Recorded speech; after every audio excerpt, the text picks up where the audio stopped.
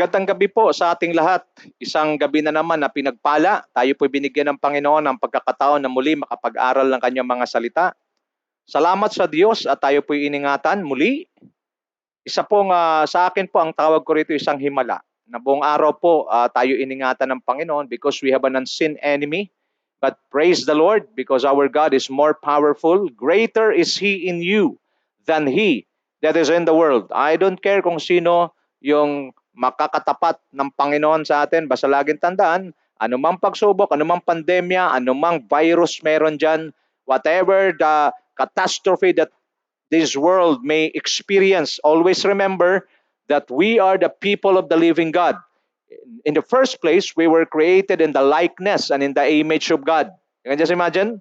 So if God is unbeatable, God is powerful, God is in full control, of course, we are created in His likeness. We were created in His likeness and image. Alam niyo ho, your concept, your understanding about God will always determine the way you think, the way you act, the way you say things. Malinaw ho? If you look at God as the most powerful God, if you look at God and look at yourself, you were created in the likeness and image of God. Praise the Lord. No matter what fight or what battle are we facing, we can always boldly declare that we are victorious because we were created in the likeness and the image of God. Ganun natin na pag-usapan noong nakaraan. Pag tayo po pinili natin na magbabad sa presensya ng Diyos, sa katotohanan kung sino ang Diyos, na tayo magbabad sa katotohanan na tayo nilikha sa wangis at larawan ng Diyos, hallelujah, ang bumangga, giba. Amen. So, purihin ang Panginoon. Before we continue, I would like to ask everyone to join me in a word of prayer.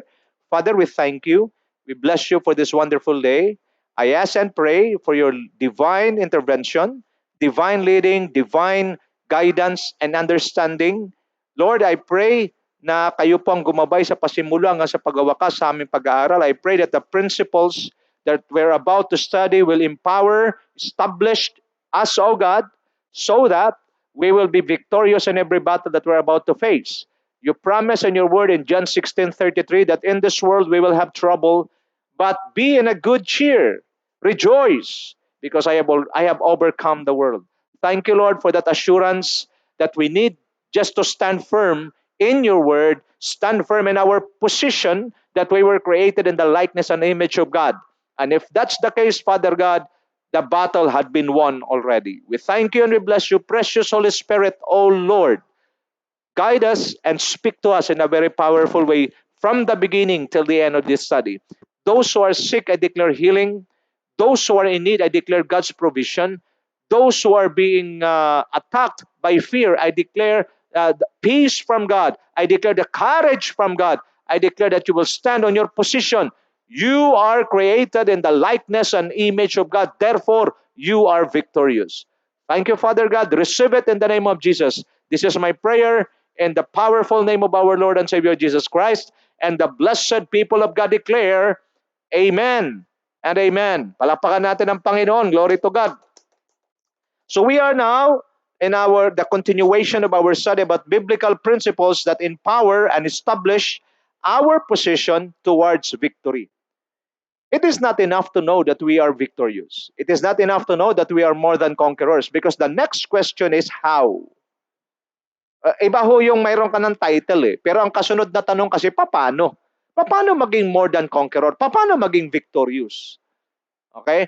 Because marami ho sa mga pangangaral nating naririnig, more on promises. Promises are good. Okay? Sabi nga ng iba, good to be true. Pero kasi pag yung promises ay galing sa Diyos, nakats nyo ha?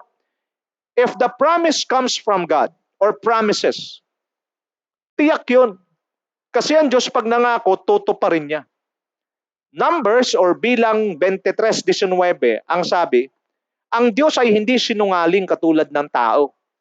Ang kanyang sinasabi, ginagawa niya at kanyang pangako, tinutupad niya. This is how God execute or fulfill His promise. Kaya sabi ng Bible, His faithfulness endures forever. So very important, it is good to know that you are more than a conqueror. It is good to know that you were created in the likeness and image of God. It is good to know that you are victorious. But how? That's the question. That is why we need to extract biblical principles that empower and establish our position towards destiny. So again, ang ating pong focus ng study ay ang most of the principles that we're going to extract comes or came from the life of the prodigal son.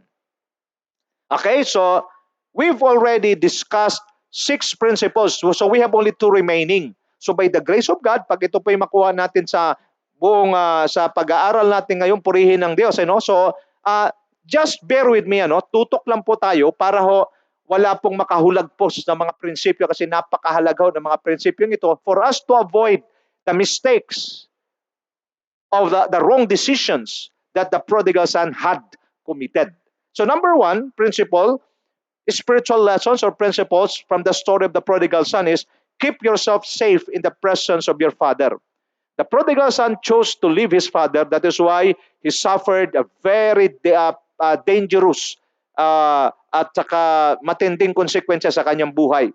So we need to keep ourselves under the authority of the person that God had provided for us. Pangalawa, listen only to the voice of your father. So I've been telling this for many times that you need to acknowledge one voice. You need to know whose voice ang pakikinggan mo, lalo na sa crucial times. Because whether you like it or not, there are lots of voices. The voice of the world, the voice of yourself, the voice of the devil, the voice of the media. But the most important voice na marinig is the voice of God. Because every time you hear the voice or the word of God, it will give you security in your decisions. At yung voice ng Panginoon or word of God will be channeled through through your pastor who gives you the word of the Lord. So listen only to the voice of your spiritual father. Pangatlo, learn to honor your parents or spiritual parents accurately. So dito pinakita natin because itong pangakong ito sa pag-honor mo sa iyong spiritual father, so we're talking about the context po sa ating pananampalataya, we need to honor the man or the person that God had provided for us. Kasi po ako naniniwala, ang ating spiritual father or our spiritual parents, sila po inatasan ng Diyos na magpo-provide sa atin ng spiritual nourishment, magpo-provide sa atin ng discipline, magpo-provide sa atin ng mga biblical principles for us to walk according to the Word of God. Because if we walk according to God's Word, according to the principle of His Word, we will never be defeated and we will never be led to a wrong way or wrong decisions. Maliwanag ho? So ito ho ang mga prinsipyo natin na pag-aralan at ang benefit po ng honoring your spiritual covering is prosperity and long life and also legacy. Succession of legacy. Ito po nangyari kay Joshua, Pang-apat. Okay, so number 4, spend time sitting at the feet of your father to receive impartation of wisdom to live your life accurate and successful. Sabi ko nga, maganda ho yung impartation. If you are connected to your pastor or mayroon kang kinikilalang spiritual father, mayroon kang kinikilalang spiritual source na siyang pinagkukuhaan mo ng iyong mga spiritual nourishments. Mga kapatid, I want you to know, in Ephesians 1:3, ang sabi, blessed be the name of the Lord Jesus Christ who who provided us all spiritual blessings in the heavenly realms. So look at me now, watch me now.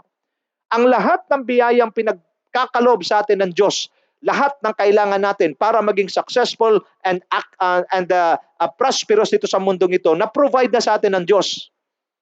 Na-gets? The problem is, it was provided, makukuha natin sa heavenly realms, in the Spirit. Kaya nga, malaking pagkakamali ng marami pag wala siyang kinikilalang spiritual covering or spiritual source or spiritual father. Malinaw. Kasi ang blessing, we are blessed with all kinds of spiritual blessings. Look at your Bible in Ephesians 1:3. All kinds of spiritual blessings. What are the purposes of spiritual blessings? For us to get or receive our inheritance. Pero ang sabi, it was provided for us in the heavenly realms. Pag sinasabing heavenly realms, it is in the dimension of the Spirit. That is why ganito ka-importante na mayroon kang kinikilalang spiritual source or spiritual covering, which is your spiritual father. In the context of the church, it is your pastor. Kaya nga, marami ng mga Kristiyanong sugatan, marami ng mga Kristiyanong walang breakthrough sa buhay, nagtitiis, pero ang kanilang title, more than conqueror. Why? Because of lack or loose connection to their pastor, or ang matindi talaga, ignorance of this revelation, that they just look at their pastor as a preacher, as a teacher of the word, and then that's it. No, no, no, no, no. Iba ho ang setup sa mundo. Pag ikaw at ang teacher mo, nandun kayo sa school, ang tingin mo lang sa kanya, teacher. Pero pag uwi na ng bahay, wala na rin siya. Teacher mo lang siya sa loob ng school. Same thing in the church. Yung iba, pastor lang nilang pastor nila pag nasa church, pero paglabas na, sila ng pastor ng buhay nila. That's the danger. Malinaw?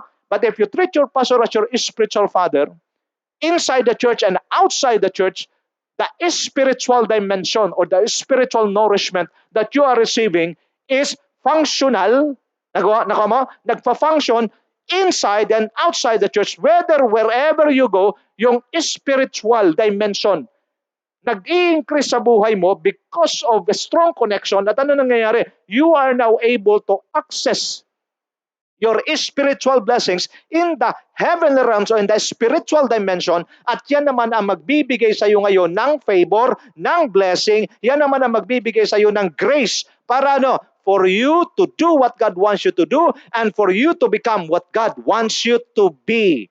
I hope malinaw na. Kaya kung kayo po ay mayroon ng kinikilalang spiritual source, you are strongly connected to your pastor, make time na magkaroon ng impartation. An impartation is done. Mas maganda kung ito ay nagagawa ng harap-harapan. But again, sabi ko, ang challenge ko na nakaraan, if God had give you or given you the resources to come and to visit, mas maganda na magkakaroon ng impartation in the Spirit. But if, guys, sa ating kalalagayan ngayon, if hindi ina-allow talaga ng pagkakataon, you can connect, you call, you ask for impartation or fellowship, magko-connect ka through technology. Malinaw. Kasi whether you like it or not, totoo, lahat ng kailangan natin in the Spirit, all spiritual gifts that we need to prosper and to be successful in this world, were already given to us by God. Ang question dito, nasa heavenly realms. Kailangan ma-access mo sa pagsabing heavenly realms, it is the dimension of the Spirit. This is how important to have a spiritual father. This is how important to have a spiritual covering. Because yung spiritual father mo, siya ngayon ang magpo-provide ng spiritual nourishment mo for you to access your spiritual blessings in the heavenly realms so that the grace will be released to you for you to do what God wants you to do and for you to become what God wants you to be. Number 5 principle, no matter what happen, never violate the protocol and law of God. Obey it no matter what the cost. So dito pinakita natin yung prodigal son, sinabi niya sa tatay niya, kunin ko na yung aking mana, gusto niya na mamatay yung tatay. That is a violation. Okay, so ano ibig sabihin? Anything that God said in His Word, do not violate. Because in every violation, look at me, in every violation of God's Word, there is always a corresponding consequence. And in every obedience to God's Word, there is always a corresponding blessing. I am presenting to you tonight blessings and curse. Life and death. Choose life. What is how to choose life? By obeying the Word of God. Mga kapatid, wag nating ipagpalit ang salita ng Diyos sa ating temporary pleasures. Look at me. Lahat ng bagay sa mundo pansamantala. Lahat tayo, walang exempted. Palagi tayong nalalagay sa crossroad. Because life, whether you like it or not, you will come to the crossroad of your life. That you need to choose the ways of God or your own ways. Ang aking pakiusap, never violate the law of God. Pag papipiliin na tayo at dumating sa crossroad ng buhay natin na although pag pinili natin yung way ng Panginoon, medyo malabo, wala tayong nakikitang liwanag, at pag atin namang pipiliin yung ways natin sa ating sariling desisyon, mukhang okay na to. Mukhang dito, patok tayo, mukhang maganda. Pero lagi niyang tanda, pag dumating na kayo sa crossroad na yan, maybe some of you are listening to me right now, wala pa kayo sa crossroad, you are still struggling on your mga little testings, difficulties. But there will come a time in your life that you will face and you will come to the crossroad of your life. My challenge to you and my advice to you tonight, choose God. Choose the ways of God. Because the moment you choose God's way, the moment you choose God, you will never regret it. But the moment you choose the devil or you choose the way, your own way, you will regret it for your lifetime. I hope na malinaw to sa iyo, kapatid. Number 6, pinag-usapan natin o number 6. Okay, principle number 6. Okay? Ang sabi rito sa principle number 6, always strive to grow in your spiritual stature, to secure your spiritual maturity and inheritance. So dito tayo nagtapos noong nakaraang Tuesday. Okay? Ang sabi sa Galatians 4:1 and 2, di ba? What I am saying is that as long as an ear is underage or a child, he is no different from a slave, although he owns the whole state. Bilang mananampalataya, nung tayo po'y nakilala sa Panginoon, tumanggap sa Panginoon, we were born again. Ang bata pag pinanganak, sanggol, maliit.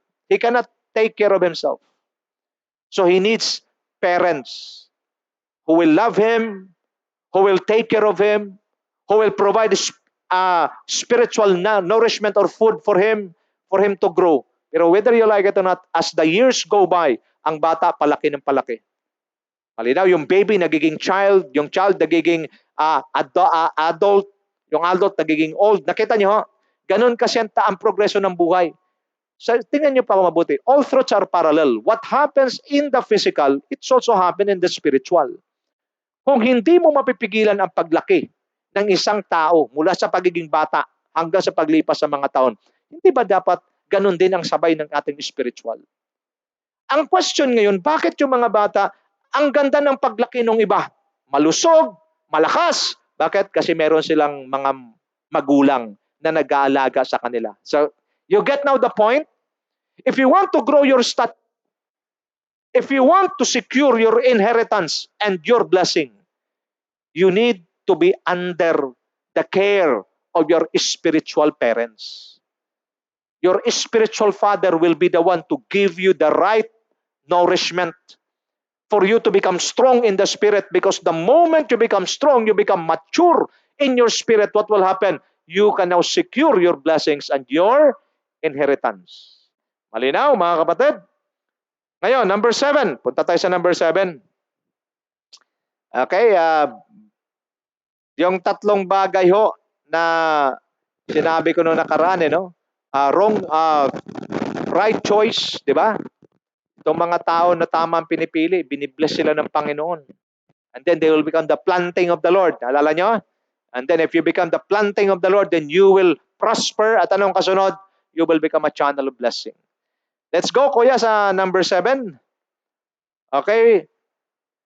Principle number 7. Where God placed you, be the planting of the Lord. Okay? Where God placed you, be the planting of the Lord. Kung saan ka ng Diyos nilagay, anuman niyang kalalagayan mo, sa bahay mo, anong lugar, be the planting of the Lord. Okay? Mag-flourish ka dyan for the glory of God. Now, makinig kayo mabuti, ha? Where God placed you, be the planting of the Lord. Ang prodigal son, inilagay siya sa isang mabuti, maganda at pinagpalang pamilya. Pero hindi siya nagiging mabuti. Hindi siya nagiging mabuting katiwala at hindi siya nagiging mabuting anak. Pagkus pasaway. Alam nyo talaga lahat ng mga pasaway, please, ako'y nakikiusap sa inyong lahat. Walang pasaway na hindi niya alam ang kanyang ginagawa. Isa pong malaking kalokohan at kamangmangan. Nang isang tao gumagawa siya ng isang bagay na hindi niya alam. Imposible. So anong ibig kong pakita sa inyo ngayon? The Word of God seems like a mirror. Hinaharap sa iyo ang salamin, nakikita mo ang sarili mo. Alam mo na yung ginagawa mo mali. Pero pinagpapatuloy mo pa rin. Bakit umaandar yung kayabangan mo tsaka pride mo? Mayroong mga ganun eh. Alam na nilang mali, ipagpapatuloy pa rin nila. Bakit? Because they want to justify themselves that they are doing right. Alam nyo, yung pagre-rebelde, yung pagiging pasaway, kailanman hindi yan nagiging tama. Kaya yun ang nangyari sa prodigal son. Hindi niya nakita yung kanyang sarili. Hindi niya nakita yung paghihirap ng kanyang tatay, yung pag-aalaga, pag-aaruga ng kanyang tatay. Pagkus nakikita niya lang yung kanyang sarili. Gusto niyang maging masaya. Wala siyang pakialam sa lahat ng sakripisyo, sa hirap ng kanyang tatay. Marami rin sa church ganyan, mga tao. Walang pakialam sa sakripisyo, paghihirap ng pastor, sa pananalangin ng pastor sa kanila, sa pagkipaglaban ng pastor sa demonyo, sa espiritu para sila wag madaya ng diablo, para wag silang maatake ng demonyo. But still, they just want to give pleasure to themselves. Sa kanila, pag may nasabi ang pastor na matigas, masasaktan sila, at talagang magtatampo na yan. Pero hindi man lang nakita yung magagandang ginagawa ng kanilang pastor. Yung hindi nila nakita yung ipapanalangin sila sa hating gabi, ipapanalangin sila at kanilang pamilya. They never look at that. These are people who are really ungrateful. These are people na talagang hindi mga planting of the Lord, planting of the devil ito mga ito. And sad to say, they are in the church. Alam niyo mga kapatid, pag hindi natin ganituhin ang pangangaral, magkakaproblema ang simbahan madalas. Okay? I love pastors who are preaching inspirational messages. Maganda yun. Pero if you want the church to be built strong, you need to preach messages that will not just bless the people but will build the people. And in building, there will be uprooting. There will be tearing down. There will be destroying. There will be overthrowing before you can build and before you can plant. Malinaw mga kapatid? Huwag na nating habulin yung mabless lang. Kasi ang mga taong mahilig lang mabless, ito yung mga taong tampuhin, mga balat sibuyas, na pag nakatikim ng matalas ang mensahe, nagtatampo na kagad. At ito yung mga immature na wala talagang kapag-asa para makareceive ng inheritance at saka blessings.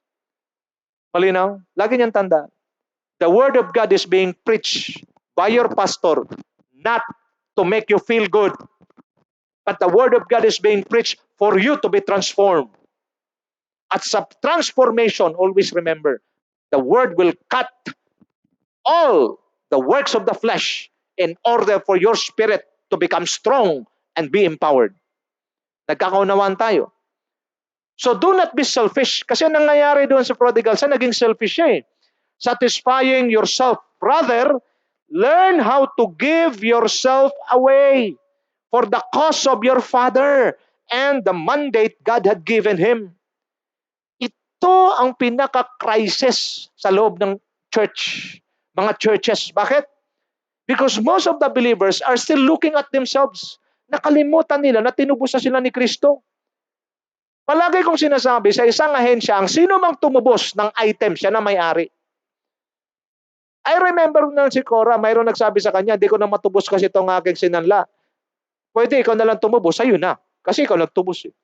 Sabi ni Cora, paano to? Sabi niya, kasi kung di ko yan makuha, pastora, mangyayari, yan ho ay marimata, mapunta na yan sa ahensya. Eh, mahal yan eh. Ito lang yung perang binigay sa akin. So kung gusto mo, sa'yo na lang, ikaw na tumubos. Nagkakaunawan tayo. So sinong tumubos, siya na may-ari. Ganun din tayo. Nakasanla tayo sa ahensya ng kasalanan, tinubos tayo ni Kristo. Sino na may-ari? Si Kristo na. Malinaw na. Kaya pag naintindihan mo to, clear as crystal sa'yo, ano mangyayari? Wala ka ng ano sa sarili mo. Kumbaga, itong sarili mo, ibibigay mo na. You will learn to give yourself away. Hindi na yung nasaktan ako, hindi na yung na-offend ako. Tigil-tigilan mo na yan. Si Kristo man in-offend. Si Kristo nga tinawag na demonyo. Anong punto? When Christ Jesus became man, He was ready and prepared to give Himself away. Walang kasalanan si Kristo, binigay niya ang kanyang buhay. Bakit? Nagpakita si Kristo ng malinaw na ehemplo that if you really want to become the planting of the Lord, if you really want to glorify God, learn to give yourself away. Pagdating sa church, hindi kung anong makukuha mo. Pagdating sa church, pagdating sa Panginoon, anong maibibigay mo sa Diyos? Anong maitutulong mo para ma-build ang church to become strong? Malinaw. Marami sa atin, gusto pa rin tayo yung matuwa. Gusto natin tayo pa rin ang kumakabig. Wala nang ganun. Learn to give yourself away.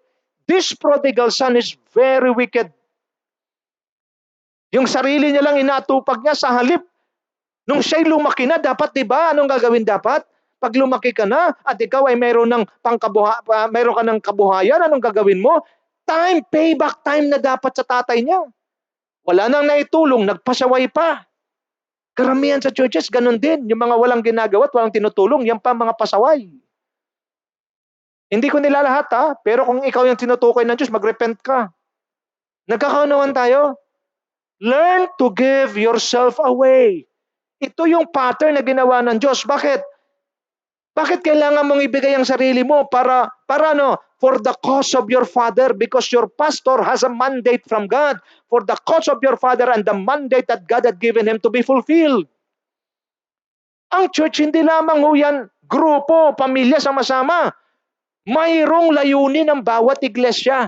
At kung saan kang church nagbibilong, alamin mo kung sino pastor una, mag-connect ka, and then pangalawa, alamin mo kung anong mandato niya. Bakit? Yun ang susuportahan mo. At sa pagsuporta mo para pagtupad sa mandato ng pastor mo, sa church na kinabibilangan mo, kailangan mayroon kang mga gusto at mayroon kang mga lakad o mayroon kang mga desire na masasagasaan. You learn to give yourself away for the sake of the fulfillment of that mandate from God. At yan, this is the accurate attitude of a true son in the Spirit. Marami mga nagsasabi, si pastor ng aking spiritual father, hindi ka nga tumutulong sa pagbibuild, sa pag-fulfill ng mandate. The accurate attitude of a true son in the Spirit is he or she learn to give herself or himself away just for the sake of his father and the fulfillment of God's mandate. Why? Tingnan niya ka mabuti. Mabigat ang aking sasabihin. Buksan niyo yung spirit. Enlarge the capacity of your spirit. In the church, the mandate was given to your pastor. At kung ang Diyos man ay bibisita sa church, ang kanyang unang-unang i-check, ang mandato ba ay ginagawa? Who was given the mandate? Your pastor. Bakit kayo nandyan? Ipinasailalim sa pamumuno ng iyong pastor? Because God, ang Diyos ay hindi nagkakamali, and God had deposited the potentials and the gifts in your life for you to become an asset, not a liability in the church. At anong purpose mo? Mangyayari lamang yun at ma-unleash yung potentials, ma-unleash yung gifts mo sa buhay mo para makatulong ka sa pastor mo para matupad ang kanyang ang mandatong binigay ng Diyos sa kanya sa church ninyo. Paano? Give yourself away. Malinaw? Yung bang pag hindi ka na napansin, hindi ka nasasaktan. Bakit? Alam mo, ginagawa mo ang iyong tungkulin para matapos ang mandato na pinagkaloob o pinapagawa ng Diyos sa pastor mo. Yan ang accurate na ugali ng isang tunay na son in the Spirit. Hindi yung, di naman ako pinapansin, ako na nga nagbigay ng electric fan, wala man lang announcement. Pag ganyan ka pa, hindi ka pa son. Hindi ko alam kung anong tawag sa'yo. Malinaw? Jesus, the Father is so proud. The Father is so bold to declare, "This is my beloved Son, in whom I am well pleased." Bakit sinabi ng Father? Because Jesus Christ, the Son of the living God, was sold out. Sold out siya sa Father, and He gave Himself away. Imagine mo, walang kasalanan, napakabanal, handang tanggapin ang kasalanan ng buong mundo para mailipat sa kanya, para kunin sa mga tunay na mga makasalanan na dapat mamatay. Tayo yun. Kinuha niya yun. Nilagay sa kanya. Bakit? Because Jesus showed us a very clear example to give ourselves away for the sake and for the cause of God. Malinaw na? Kaya yung iba, marami. Hindi naman dyan namamansin sa church na yan. Kaalis na nga. Tingnan mo. Demonic. Sarili mo pa rin ang hinatupag mo, di ka na nahiya, binayaran ka ni Kristo. Kung sinong tumubos sa iyo, siya na may-ari. Si Kristo na may-ari ng buhay mo. Bakit yung iyo pa rin sarili na pinapangunahan niloloko ng demonyo, yan pa rin pinagbibigyan mo, you are not a believer. Pag ganyan ka pa rin, wala kang marka ng isang mananampalataya. Kasi ang isang mananampalataya, tunay na mananampalataya, ang kanyang focus ay si Kristo. Ang kanyang pamumuhay ay para kay Kristo. Bakit? Kilala niya at alam niya na si Kristo na may-ari ng kanyang buhay kung mayroon man siyang gagawin sa kapurihan at kalawalatian ni Kristo. This is the accurate attitude of a true son in the Spirit. Now, let me show you. Ano po ba yung dapat nating attitude? Okay? For us to become the planting of the Lord. Philippians 2:1-5. Imitating Christ's humility. Therefore, if you have any encouragement from being united with Christ, if any comfort from His love, if any common sharing in the Spirit, if any tenderness and compassion, then make my joy complete by being like-minded, having the same love, being one in spirit and of one mind. Do nothing out of selfish ambition or vain conceit. Rather, in humility, value others above yourself. Alam niyo ho, ang mga pastor, simple lang ho ang kasiyahan ng mga pastor. Kailangan lang makita niya na ang kanyang mga miyembro ay katulad niya at kaparehas niya mag-isip. Being like-minded. Make my joy complete by being like-minded. Itong mahirap eh. Sa isang church, pag ang mga tao hindi talaga strongly connected, accurately connected sa kanilang pastor, iba mag-isip. Ang pastor, punong-puno na ng pag-iisip patungkol sa pagtutupad ng mandate, yung tao naman ang iniisip para sa kanyang sarili. That is why nakita nyo, ako siguro ang isang pastor sa marami na nagtuturo nito na kung saan madalas ma-misinterpret na para daw pinalitan na ng tao ang Diyos. Para bang nakasentro na sa tao, hindi na sa Diyos. Tingnan niyo kung mabuti. Kung wala si Moises at si Aaron sa Israel, matagal nang tigbak yung mga Israelita sa sobrang pasaway. Ang palaging ginagamit ng Diyos pag nangungusap siya, ang mouthpiece niya si Moses at si Aaron. Malinaw? Imagine nyo ang church. Mayroon kayong church, walang pastor. Upo kayo dyan, maghihintay, sino magkasalita. Walang maglilid, parehas kayo, lahat kayo, puro leader. Nakita nyo gaano kagulo? Nagkakaunawan tayo. The pastor can never replace the place of Jesus in the life of a person. What is the work of the pastor? To form Christ in your life so that you will become like Him. Yan ang purpose. So ano sabi rito? Para ang pastor makakilos siya ng maayos, be like-minded. Kung ano ang inyong pastor, dapat ganun din kayo mag-isip. Pag ang pastor, mandate-driven, suportahan ninyo para matupad yung mandato. Kasi bawat pastor mayroong mandato. Ang isang church, pag hinayaan na Diyos siya na tumayo at siya ang nagtayo, mayroon niyang gustong ipafulfill. At sino nakakaalam sa mission o sa vision na ipapafulfill? Walang iba kundi ang pastor. Ngayon, kung ikaw, hindi aksidente ikaw ay naipadala sa church na iyong kinabibilangan, ang una mong alamin, mag-connect ka muna sa pastor mo. Para yung pastor mo magkaroon ng kumpiyansa sa iyo na buksan ang vision ng Diyos kasi naniniwala siya na ikaw ay konektado sa Kanya. And the moment na mabukas ang iyong, may sabi sa iyo ang vision, yung mandate ng church, anong kasunod mong gagawin? Ingiti. Ikaw ngayon ay kalakip na sa mandato. So anong gagawin mo? You learn to give yourself away, be like-minded doon sa pastor mo. Para ano? Para mas mabilis matapos ang trabaho. Because once na ma-reach ang mandate, ang kasunod niyan, open heaven. Malinaw. Hanggang ngayon, ang mandate ng church, mga churches, struggle. Bakit? Because people have different minds.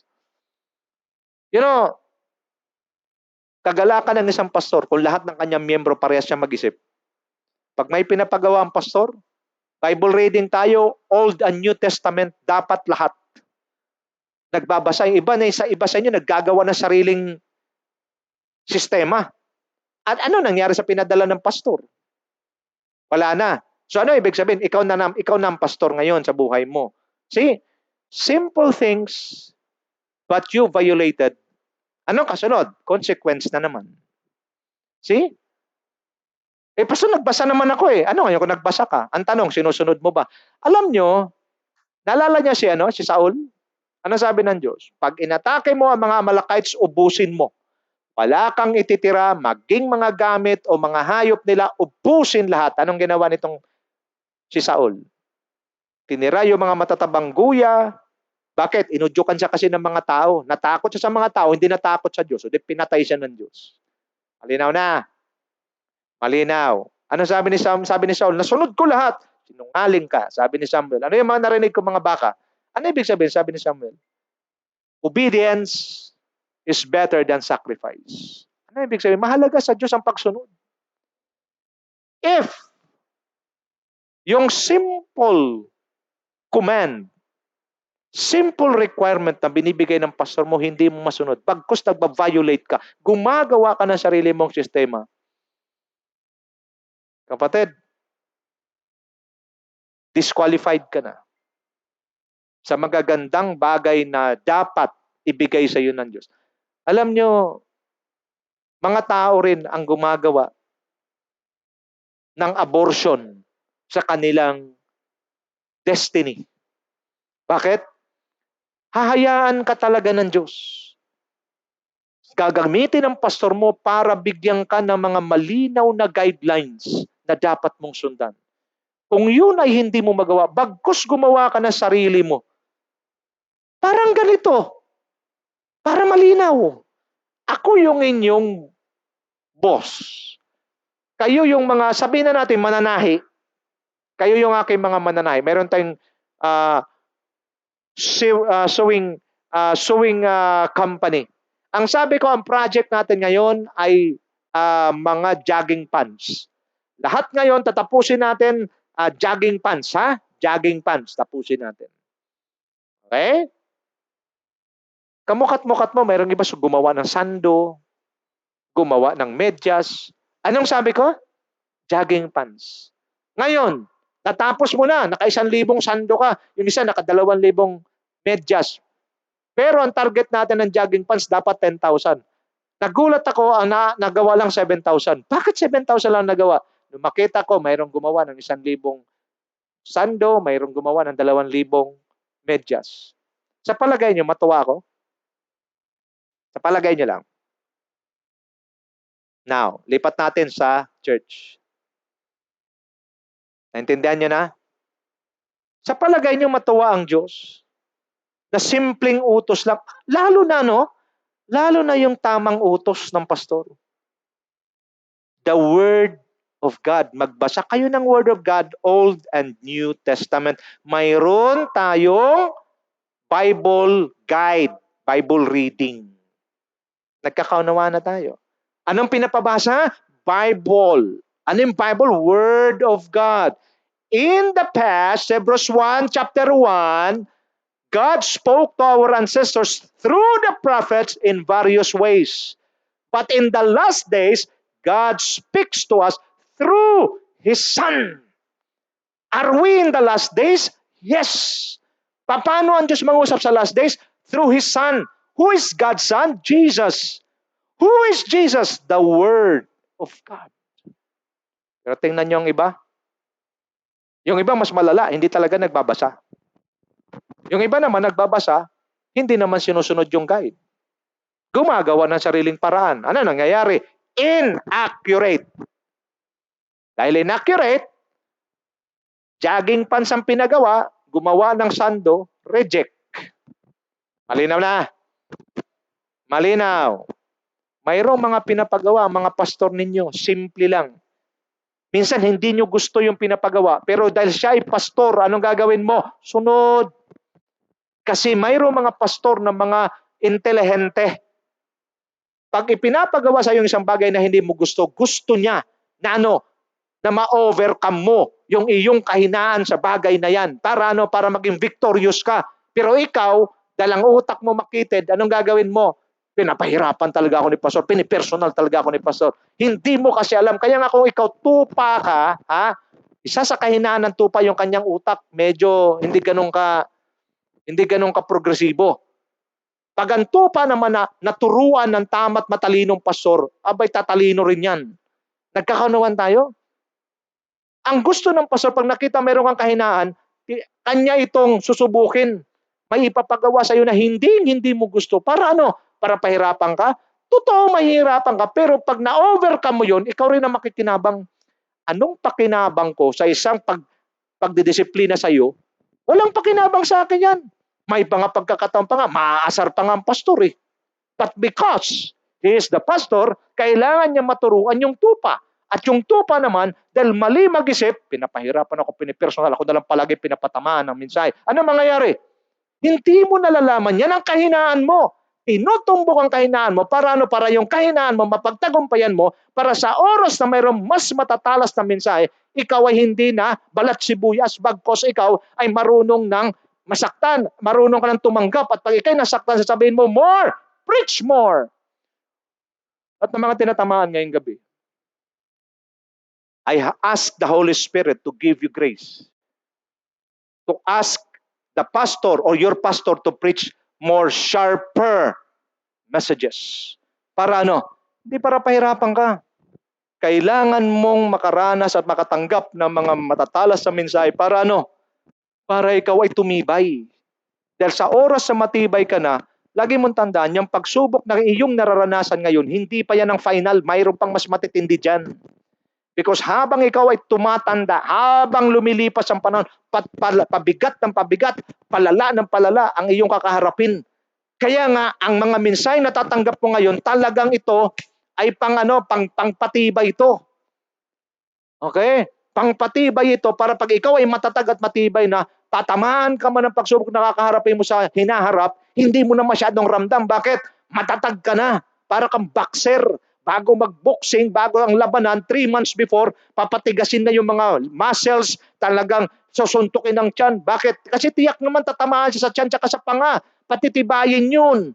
Para pagdating ng laban, hindi siya 1 round lang. Sayang naman nag-abang yung mga tao na matagal na panahon, 1 round lang pala, o hindi pa natapos ang round. Matatapos mo ang laban. At mas maganda, kung mas matibay ka, ikaw ang mananalo. Malinaw na. Malinaw na. So be like-minded. Do nothing out of selfish ambition or vain conceit. Rather, in humility, value others above yourself. Ito ho ang dapat magiging attitude ng bawat isa. If you want to become the planting of the Lord, learn to value others above yourself. Huwag natin tingnan yung status. May pinag-aralan ka, mas mababa yung tao, walang pinag-aralan. Buli-bulihin mo na lang. Matakot ka nawa. Mangatal ka sa takot sa Diyos. But the moment na ikaw ay marunong, you value others above yourself, you will learn how to respect people. Ba sa atin, di ba? May mga tinapos na kahit papano, pag mayroong iba nagkasalita, halimbawa, mayroong nag-English, tapos trying hard, sasabihin mo, wag mo na nga ang English, Tagalogin mo na lang. Hayaan mo kasi nag-aaral nga mag-English eh. Sakit sa tenga ko, pastor, parang mali-mali yung ano. Hayaan mo, tulungan mo. Rather than ipahiya mo. Ano pa? Philippians 2:4-5, not looking to your own interest, but each of you to the interest of others. Ano ibig sabihin? Learn to give yourself away. In your relationship with one another, have the same mindset as Christ Jesus. Tingnan mo si Lord Jesus Christ. Iba yung kanyang pinakitang pattern sa atin. He gave himself away. Na-offend ba si Lord? Ino-offend? Madalas. Tinraidor ba ang Diyos? Tinraidor siya. Pero anong ginawa niya? Pagdating sa cross, kung mayroon man siyang una dapat i-curse, si Judas eh. Pero wala. Ano sabi niya? Father, forgive them, for they do not know what they're doing. Alam nyo, nagiging planting of the Lord tayo. Mga pananim tayo ng Diyos. But first, bago mangyari yan, matuto tayong ibigay ang ating sarili for the cause of God and for the cause of our mission. Dito ho, maraming hindi alam itong ganitong mensahe. Maraming mga tao sa church, palagi lang pagpapala. Pag ang pastor mag-release na ng pagpapala, Amen! Akin yan! Amen! Glory to God! Pero pag ang pastor mag-release na ng matatalas na mensahe para putulin, tagpasin yung mga inaccuracy sa buhay niya, pinipersonal ako na lang palagi. Kapatid, I want you to wake up. Because this message was this message reach to you tonight because I know you are the planting of the Lord. Na-contaminate ka lang eh. Pag na-contaminate na yung utak mo, na-contaminate ng spirito mo, you will no longer receive the Word of God accurately. Palagi ka nang mayroong reservation.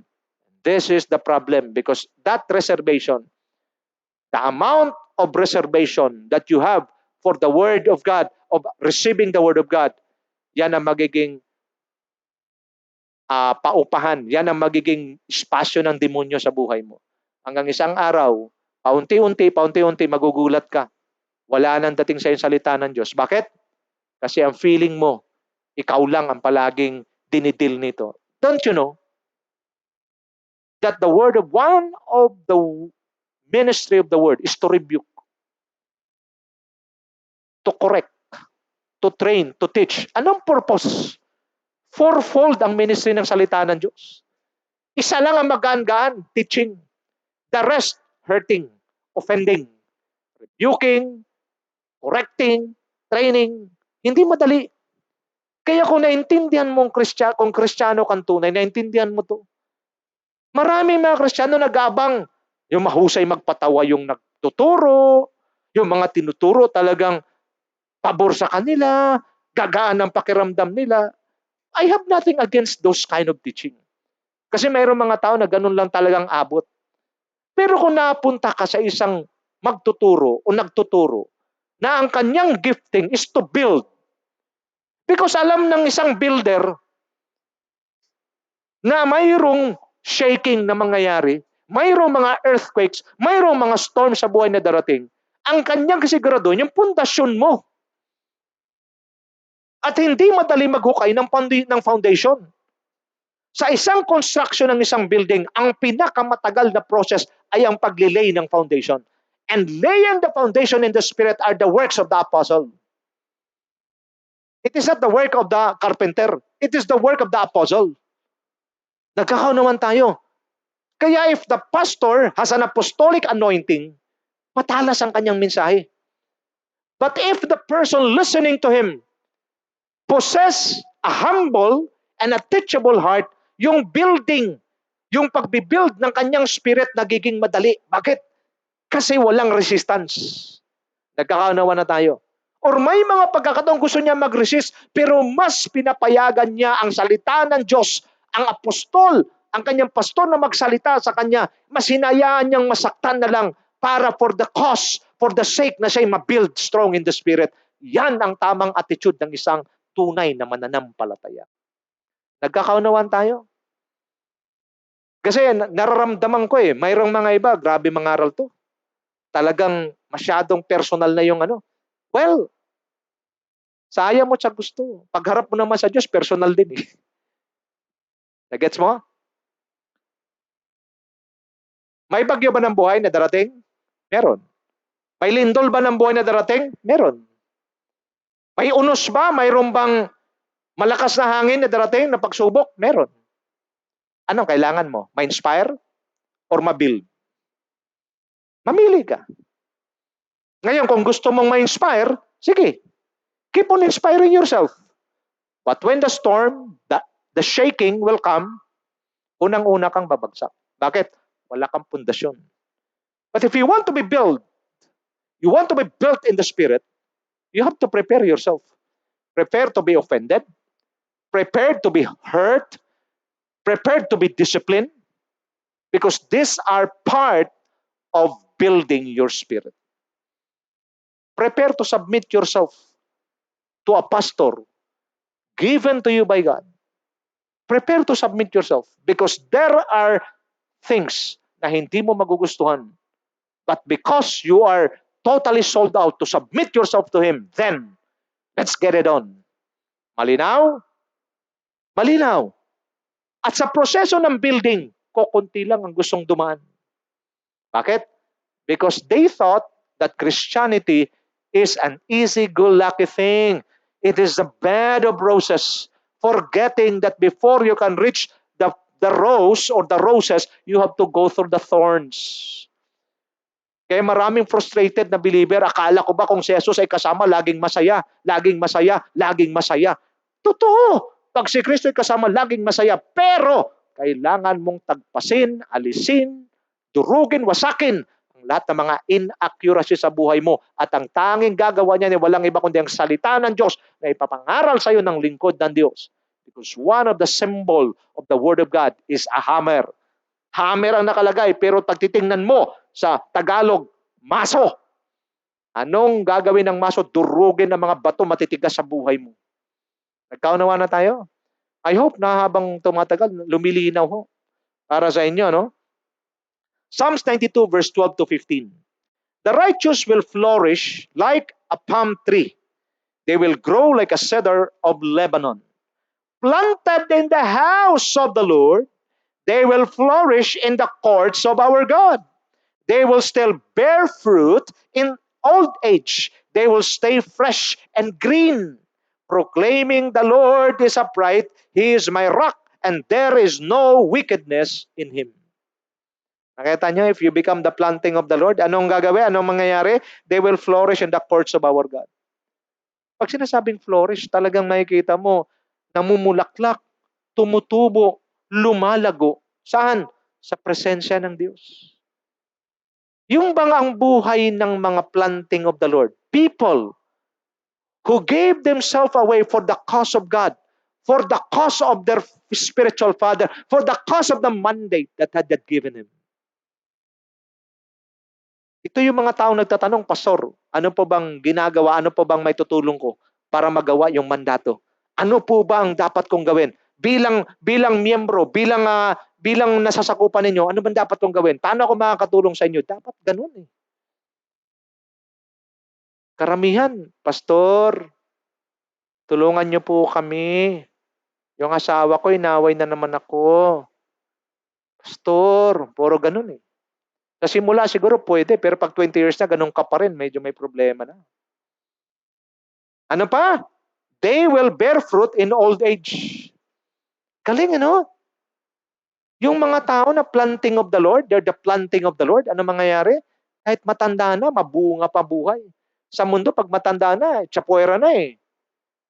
Kaya nga, kayo mga nagkatrabaho, papaalala ko lang sa inyo.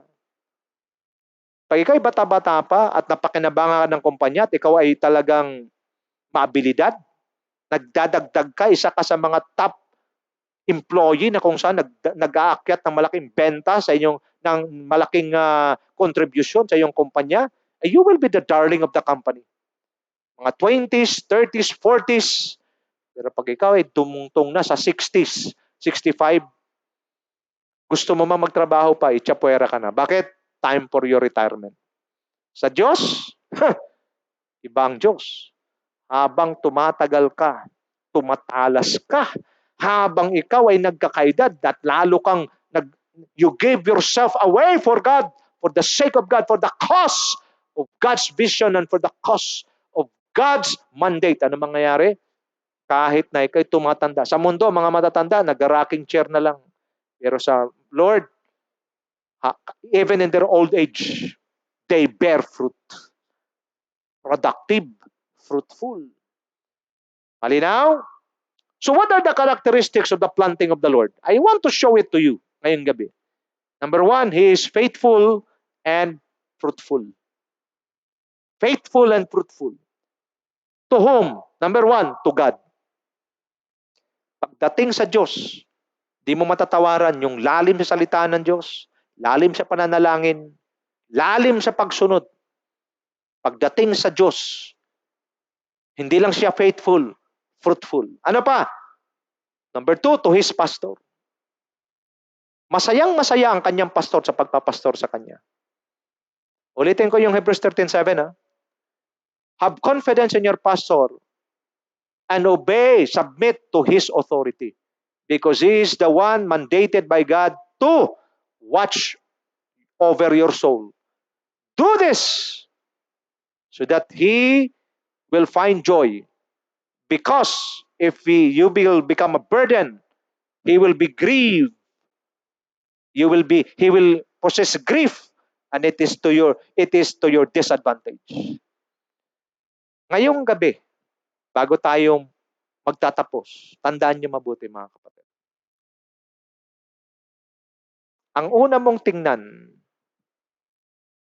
kung ikaw ay nasa struggling or nag-struggle ka sa buhay pananampalataya mo ngayon, tingnan mo yung anong protocol ng Diyos ang na-violate mo.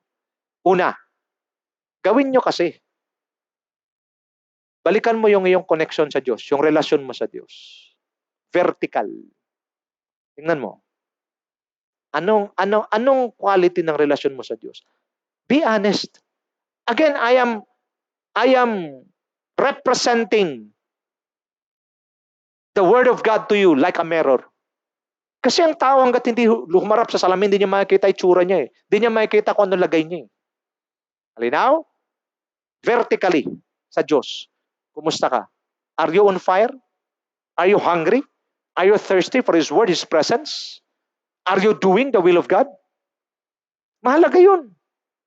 Now, horizontally. Pagdating sa horizontal, kapwa-tao, una sa pastor mo.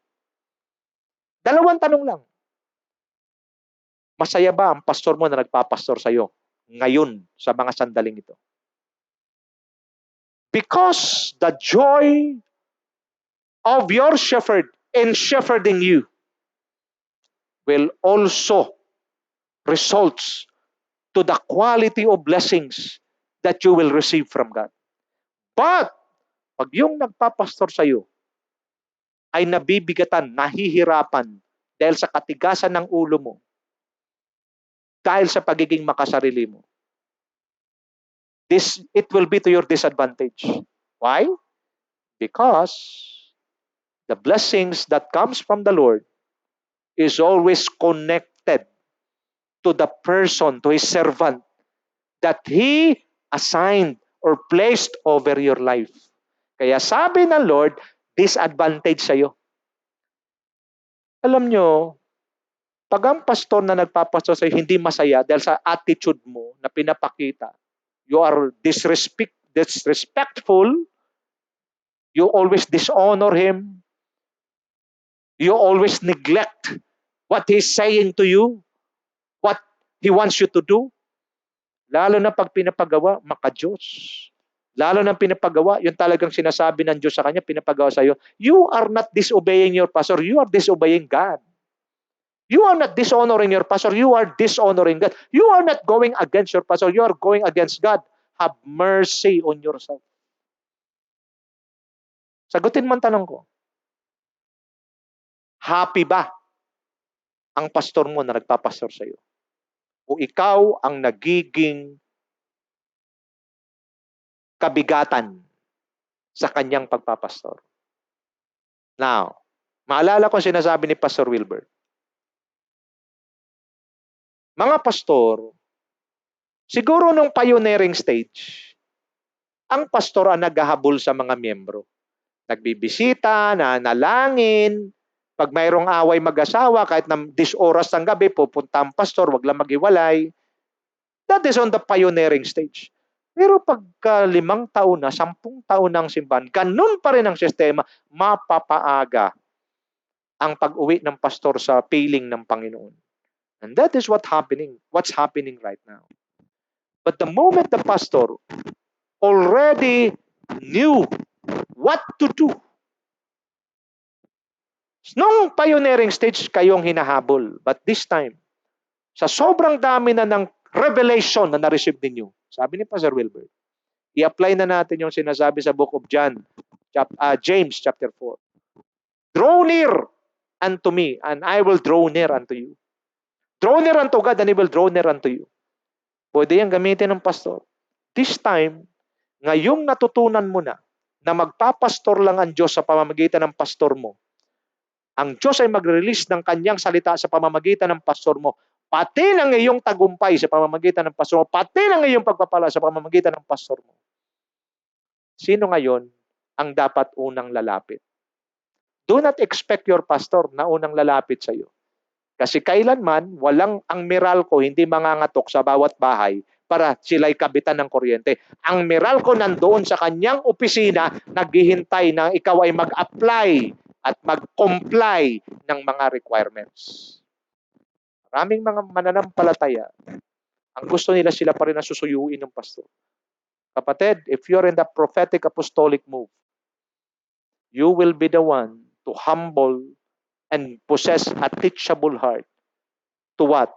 To follow and obey your pastor so that he will possess joy in leading you towards maturity and making you to become the planting of the Lord.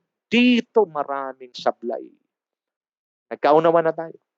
Sagutin mo ang tanong ngayong gabi. Pag hindi mo masagot, mananatili ka sa isang walang direksyon na pamumuhay Kristiyano. Is your pastor happy in shepherding you, in leading you? Or you are a burden? Kilala mo sarili mo, burden ka. Alam mo na burden ka sa pastor mo. You have to address that thing tonight. Not later, but now. Ang tawag dyan, urgent, ASAP. Because if itong pangangaral na to, hindi mo pa rin gagawin, ikaw na ang nagbigay ng sentensya sa buhay mo. Hanggang dyan ka na lang talaga. Now, ang isang instrumento, pagka wala ng gamit, anong gagawin, Joshua? Wala ng gamit. So, anong kailangan gawin? Junk. Kaya maraming Kristiyano, kahit talented, na di-disqualify, na isasantabi. Kasi, hindi dahil sa hindi siya kagamit-gamit, hindi dahil wala siyang talent, dahil pasaway at hindi kaisa ng pastor sa pagtupad ng mandato at vision na binigay ng Diyos sa church. Pagkos nagiging hadlang. Mayroong iba hindi naman talaga ganun karebelde. Pero yung kanilang pagiging hard-headed, yung kanilang pagiging stubborn, na hindi sumusunod sa direction, hindi sumusunod sa command, hindi sumusunod doon sa pinapagawa, yun, doon sila na-disqualify. Lagi niyong tandaan, malinaw yung aking ilustrasyon kanina. Ang sabi ng manager mo, jogging pants ang tatahiin. Bakit sando ang tinahi mo? Tapos, ang yabang mo pa magsabi, Pastor, boss, eto na, naka2,000 akong sando. Hindi ang boss mo matutuwa. Hindi ang Diyos matutuwa. Nagkakaunawaan tayo? Mga kapatid, sagutin niyo mga kapatid yung tanong na yan. How's your vertical, your relationship with God? Yan ang unang mong tingnan. Be honest. Talagang hindi ka na nagbabasa ng Bible. Talagang hungkag ka na, wala ka na naramdaman. Talagang tuyong-tuyo ka na spiritually. Ano pang hinihintay mo? Lapit na sa Diyos. Ano hinihintay mo? May himalang mangyayari na bigla ka na lang lalakas at bigla ka maging on fire sa Diyos? Forget it. It's a lie from the devil. You need to humble yourself. You need to bow down on your knees. Cry out to God. Ngayon, horizontally. Kumusta relasyon mo sa pastor mo? Pastor na muna. Huwag mo na iba. Pastor, kasi siya yung binigyan ng Diyos ng authority para i-lead ka. Bantayan ng kaluluwa mo. Is he happy? Tanungin mo sa sarili mo, sagutin mo, masaya ba si pastor nagpapastor sa akin? Ngayon, gusto mo malaman? Tawagan mo. Tanungin mo personal. Pastor, masaya ka ba nagpapastor sa akin? Yan ang mga tanong na hindi mo talaga ginagawa. Bibihira niyo marinig. Kasi pag sinabi ng pastor, masaya ako nagpapastor. Ay, aleluya. Kumbaga, ngayong gabi, walang pandemic sa'yo. Bakit? Kumbaga, yung daan mo talagang napakaluwag. Yung daan ng pagpapala para sa napakaluwag. Pero kung pasaway ka, tanungin mo rin ang pastor mo. Bakit di mo tanungin? Tanungin mo. So, masaya ka ba nagpapastor sa akin? Pag sinabi niyang, ikaw ang tinik sa lalamunan ko, at least sinabi niya sa'yo, may pagkakataon ka pa magbago. Malinaw, kapatid. Ang problema sa iba, patay mali siya. Hayaan mo siya. Ano ba pag ganong-ganon ka, sentensyado ka na, kapatid. Ikaw ang gumawa ng sentensya sa buhay mo. Malinaw? This kind of preaching, this kind of teaching, Ang purpose nito is to build you strong. Because whether you like it or not, yung iba, ayoko na dyan, masyadong mabigat ang turo dyan, dilipat ako. Dilipat. Saan? Dilipat ako sa iba, naghanap ng mas light. Alam nyo, pag ang iyong pundasyon ng bahay mo ay hanggang tuhod lang, isang signal number 3 lang, bulagta ang bahay mo. Ang masama, nandun ka sa loob, madadagan ng kapatay ka. Pero, pag ang iyong pundasyon ay malalim, at kahit na anong bagyo't lindol ang dumating, pagkatapos ng lindol, pagkatapos ng bagyo, pagkatapos ng unos, nakatayo pa rin ang bahay mo. Bakit? Malalim ang pundasyon. At ang pundasyon na yan ay galing sa salita ng Diyos, dala ng iyong pastor. Kaya nga ho, ako'y nananawagan. Kung alam mo talaga na hindi ka talaga nagiging kalugod-lugod, una sa Diyos, pangalawa sa iyong pastor, anong gagawin mo? Ibibigay ko sa inyo ang tanong ngayong gabi, anong gagawin mo? You have to make a decision now. Tigilan mo na alam mo yung pride, lunukin na lang yan. Mabilis pa sa alas 4, marirestore ka kagad ngayong gabi. Pero kung ipagpatuloy mo pa rin, maybe, baka kapatid hindi kita tinatakot kapatid, pero baka, ito na yung last message ng warning ng Diyos. Kasi matagal ka ng winner na yun. Ang haba na Principle number 7 na tayo. Hindi ka pa rin natina, naka-principle number 7 na. Kapatid, baka last na to. Ngayon, pag last na to at hindi mo pa rin ginawa, hindi ka pa rin nagbago, ikaw na rin ang nagsintensya sa buhay mo. Ikaw na rin nag-abort ng destiny mo. Sana naging malinaw. Pangatlo, to the church. He is faithful and fruitful to the church. Hindi siya pabigat. Siya ay blessing sa church. Pangapat, to his ministry. Pagdating sa ministry niya, tuwan-tuwa po ang Diyos. Tuwan-tuwa ang pastor. Bakit? Fruitful at saka faithful. His priority is to secure his fruitfulness over his personal interest. Kita nyo yung mga planting of the Lord? His priority is to secure his fruitfulness over his personal interest. Kung masasagasaan ang kanyang personal na interest, masasagasaan ang kanyang personal na emosyon, walang problema. Nasaktan? Masakit ngayon minsan ni Pastor kanina, pero di bale, para yun sa ikabubuti ko. Sige, Pastor, preach more! Preach more! Sana mayroong maglalagay dyan sa comment box. Sige pa, Pastor Wilson, preach more! Alam nyo, pag ganun kayo, gaganahan ng pastor mag-preach. Bakit? Hindi para pahirapan kayo, kundi pinagtatagpas. Alam nyo minsan, pag yung sugat ay infected na, hindi lang pwedeng tingnan at, huwag ka nang sumakit. Hindi ho. Lalo na pag infected na yan, kailangan kalkalin yan.